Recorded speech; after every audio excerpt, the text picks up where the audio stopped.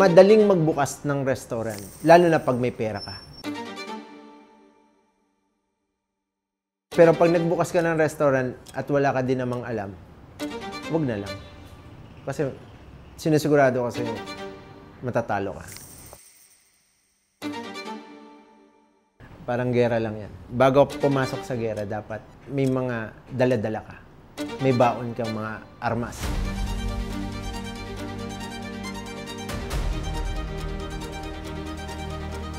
Hi, I'm Chef Manuel Manolo Plata, and I'm the owner of Oramacaria Fusion Rolls and Sushi Burrito, at ito ang aking Bistorya. Bali, nagsimula talaga ako sa Italy yan. Bata pa ako, siguro mga 4 years old, yung family ko, nagpunta sila sa Italy. So, pagdating ko ng 17 years old, kailangan nila akong mapetisyon. So, nagpunta na ako ng Italy. And syempre, ang una kong pinasok, kasi hindi pa ako marunong magsalita ng Italiano, is nag-janitor ako sa isang supermarket. And naging kargador ako sa airport ng mga maleta. And dumating yung time na napapasok ako sa isang Itoloken na Japanese restaurant dyan sa Italy as dishwasher. Wala naman akong magandang posisyon na ma-applyan kasi hindi pa ako marunong magsalita. So, dishwasher talaga kasi walang kakausap sa'yo doon. Basta maghuhugas ka lang ng plato, yun lang. And syempre, nakikita ko habang nagtatrabaho ko, yung ibang mga kasamahan ko is talagang ang gagaling nila magluto, preparation. So, parang unti-unti, naiinganyo ko na parang gusto kong pag-aralan. Every time na nagpe-prepare sila at tapos na ako sa ginagawa ko, nanonood ako. Nakaganon ako, nanonood ako. Tapos hanggang sa dumating yung time na sabi niya, gusto mong matutunan ito. Sabi ko, oo, gusto ko. Sige, ganito gawin mo. Every time na kailangan namin ng tulong, ikaw ang tatawagin namin. Sabi ko, sige, iutos niyo sa akin lahat ng gusto niyo, magsaing, mag-cut, magluto ng mga sauce. Utusan niyo ko. Alam mo kung bakit ako natutuwa? Kasi advantage sa akin yun. Ako ang matututo. Di ba? Malalaman ko kung ano yung mga preparation para makapag-start sa sushi.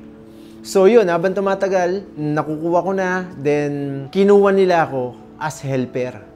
Doon ako napapasok sa mundo ng pagsusushi. Tuwan-tuwa ako, ang ginawa ko, nanonood ako sa YouTube, nanonood ako kung paano, hanggang natutunan ko kung paano. Ngayon, ang sabi niya sa akin, na head chef ko, kailangan na nating maghiwalay kasi ready ka na maging head chef.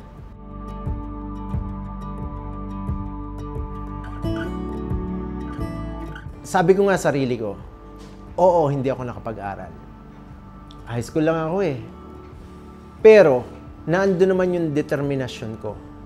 Diskarte, sipag.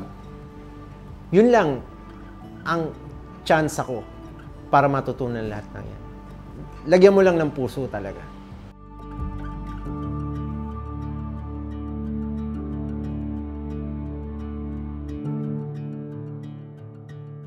Nung nasa Germany ako, parang sabi ko, 15 years na akong head chef. Sabi ko, ano nang kasunod? Anong level ang kasunod?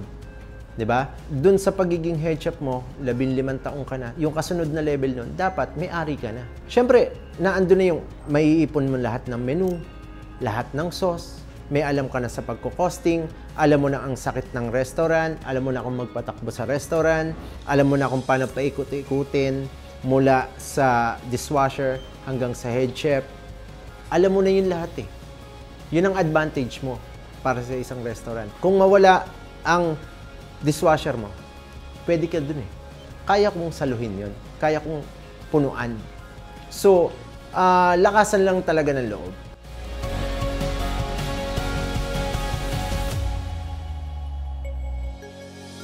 Nung in-start ko ang Oramacaria ng 2021, umuwi ako rekta dito sa Pilipinas para nga sa Oramacaria. Ang nanay ko sabi sa akin, bakit ka uuwi ng Pilipinas? COVID, sinong bibili sa'yo? Di ba? Alam mo naman natin, magbubukas ka ng restaurant.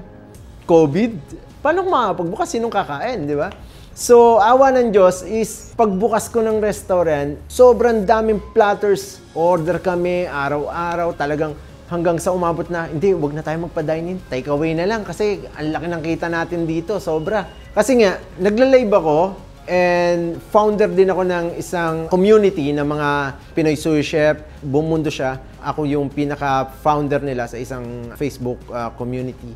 So, naandun lahat, yung suporta nila and talaga nakikita naman nila na talagang solid talaga ang Ora Macaria.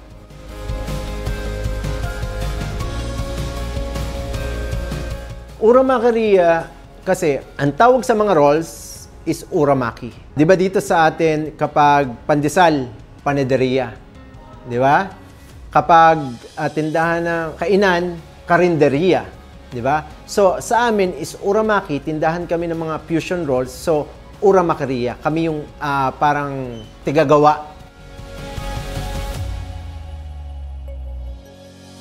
Naalala ko sa Germany ako, pinaplano ko na talagang pangarap ko talaga na magkaroon ng restaurant, is yung lahat ng masasarap, na solid talaga ng mga fusion rolls, is iniipon ko yan. Sabi ko, dadaling ko ito sa Pilipinas. Especially yung sushi burrito. Meron kami sushi burrito na fusion ng Mexican and Japanese. Dinala ko siya dito. Tapos, bago ko bumuo ng menu, is inisip ko din na ano yung maidadagdag ko na papatok sa panlasa ng Pilipino.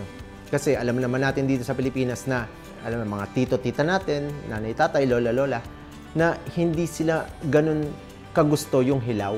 So, kung hindi nila ganun kagusto yung hilaw, so luto ang gawin natin. Yung mga ebe tempura, mga gumagamit tayo ng kalabasa, gagamitin natin yung mga ingredients natin dito para at least ang paggagawa naman ng isang pagkain o isang rolls is hindi naman yan sa mahal na ingredients. Nasa tamang kombinasyon yan. Kung paano pasarapin. Kahit mumurahin yan o pinitas mo lang dyan, kung kaya mong pasarapin, sasarap yan. Hindi naman natin mapiplease lahat ng tao na mahalin o tanggapin yung pagkain na inaalok mo sa kanila. Iba-iba naman tayo ng panlasa. Ang mga nangyayari kasi is may mga nagko-comment ng negative, di ba? Merong mga nagrereklamo mismo sa akin. Pero ang para sa akin naman is kinakausap ko sila. Pinapaliwanag ko sa kanila in a nice way kung ano talaga ang Ora Macaria. Meron akong pinaniniwalaan na ang tagumpay ay nasa dulo. Sa buhay ng tao naman is hindi punong-puno ng kasiyahan lang eh. Di ba? Parang business lang yan. Hindi araw-araw Pasko. Di ba? Ang ginagawa ko ngayon is binubuhos ko talaga yung kakayahan ko. Kasi eto na ako eh. Ang Ora Macaria is ako yun. Pag sinabi Ora Macaria, ay si Chef Manuel yan. Kaya hindi ko siya pwedeng pabayaan. Dapat palagi siyang presentable sa tao. Dapat laging maganda yung tingin ng tao, dapat lagi masarap, lagi quality, lagi malinis, yung service dapat maganda. Kasi nga, ako yan, sinakripisyo ko yung buhay ko abroad para lang dito sa Ora Macaria. So, hindi pwedeng mapabayaan at dapat palaging okay.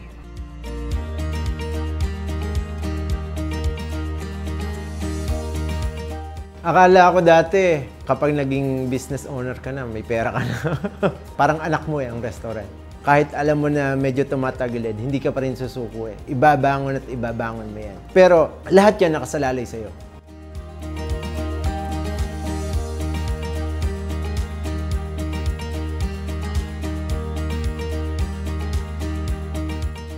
Dumating yan sa akin na halos wala na. Parang, alam mo yun, utang ko sa supplier, paano ko mababayaran to, di ba? Pero, ano eh, may sinasabi tayo, pag may itinanim, may aanihin talaga. Ang ginawa ko noon, nagsipag ako, talagang halos sa resto na ako natutulog para makaipon ako, para makabangon ako.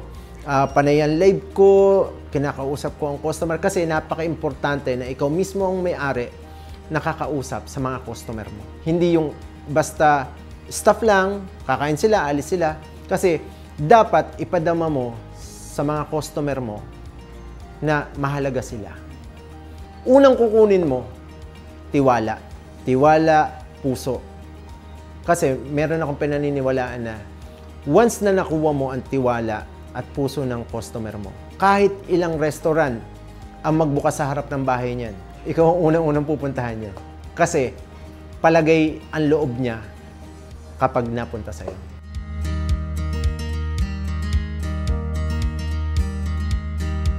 Ang gusto ko magkaroon ng isang malaking Uramacaria sa Manila. Yun ang pangarap ko, 200 packs, 300 packs, yun talagang malaki. Hello guys! Welcome to Uramacaria, BF Parañaque. Halika tayo sa loob at ipapakita ko sa inyo kung gaano natin ginagawa ang pinakamasarap na fusion rolls dito sa Pilipinas. Tara na! So guys, nandito na tayo at papakita ko muna sa inyo ang menu namin. Makikita nyo yung masasarap na mga fusion rolls na makikita nyo sa conveyor belt natin. At syempre, ang ating mga hot plates. Ayan, makikita nyo. Sobrang sarap niyan. Excited na ako talaga. Tara, pasok tayo. So guys, eto ngayon ang loob ng Uramacaria. Ang capacity nito ay nasa 50 to 55 packs. And syempre, yung pinagkakaguluhan dito na every time na pumapasok dito yung mga customer, dito muna nagpapapicture. Ayan. Alam mo, yung kakaiba sa amin is eat all you can kami, pero may conveyor sushi kami. Dito, hindi na maghihintay yung customer, basta kuha na lang ng kuha hanggat gusto nilang kumain. Ayan. Iba't ibang mga flavors yan. Meron tayong tuna mayo, meron tayong mga spicy, meron tayong mga spicy mayo, at iba pa mga fried, syempre. Yung gusto ng mga tito-tita natin na hindi na kaya ng hilaw, marami dito. At syempre, sa halagang $5.99, hindi lang yan. Meron pa rin tayong mga hot plates. Ayan, meron tayong chicken para sa mga kids. Meron tayong fries, may salad tayo para sa mga pampaganda ng buhay. Ayan, meron tayong salad, meron tayong mga spring rolls, yakisoba, at miso soup and salmon soup. Ayan, kung makikita nyo, liga dito, lapit ng konti. Dito namin ginagawa every weekends yung acoustic namin. Meron kaming acoustic music live. And punta naman tayo doon. Tara, samahan niyo ako. Puntahan natin ang sushi bar. At kung makikita nyo, yung ambience dito, yung aming Sakura. Yan. Gumagapang yan. At syempre makita mo, yung vibes niya is talagang eto, ang magpapa-Japanese vibe sa inyo. Ayan, free po yan. Habang kumakain kayo, pwede nyo isuot to para Japanese na Japanese ang style, di ba? And, hindi lang yan, yung payong natin. Di ba? And, eto na, pumunta na tayo sa exciting part. Dito yung mga chef natin, talagang na-train natin na maayos pagdating sa mga fusion rolls. Pasokin natin. So, dito na tayo sa loob ng sushi bar natin. Nandito si Chef Chris. Ayan. Chef Chris, siya yung head chef natin na gumagawa ng mga fusion rolls ng Uramacaria. At nandito naman si Chef Pam. Dito siya sa starter natin. Siya yung gumagawa ng mga spring rolls and mga salad natin. And isa din siya sa magagaling na mga makima natin. Yung mga nagro-roll and nagkakat natin. At syempre, ito, ang special sa lahat. Ayan.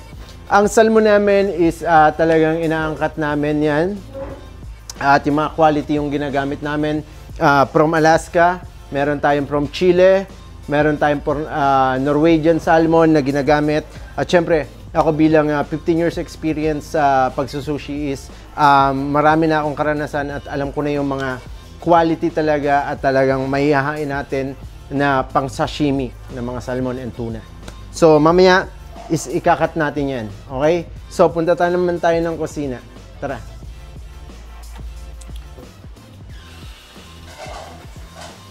So guys, dito tayo sa kusina ng Uramacaria. Walang maingay kasi yung mga sauce namin is kami ang gumagawa. Hindi namin to binibili na ready to use. Ginagawa pa namin, niluluto pa namin. So, tara na. So, ang una kong papakita sa inyo is teriyaki sauce. Ito yung teriyaki sauce namin. Pinapakuluan namin yun ng 3 oras. Tagal, no? ganun namin talaga pinapasarap yung mga sauce namin. Ang next natin naman is, nandito Chef Marlon at nire-ready niya na yung mga yakisoba. Meron tayong chicken dito, yung fries natin. Ayan. And ito yung ating, magpe-prepare na sila dito ng pantempura. Ayan. Ayan, si Chef Ralph. Ipapakita niya sa atin kung paano gumawa ng tempura ebi. Okay?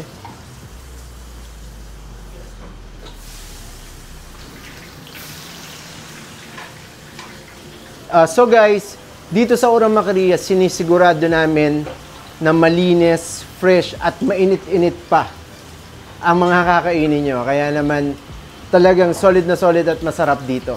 Kaya kitang-kita nyo, on the spot namin ginagawa. Once na umorder kayo, ay saka lang namin siya gagawin.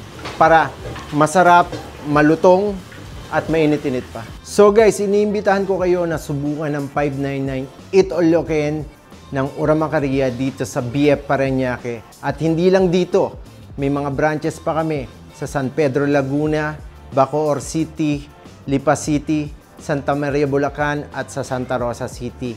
Kaya naman, kung gusto nyo makatikim ng mga masasarap na mga fusion rolls at maiinit at fresh na mga hot plates ng Uramacaria, ano pang iniintay nyo? Mag-message lang kayo para magpa-reserve sa mga pages ng Uramacaria. Kaya hanggang dito na lang. Tara na!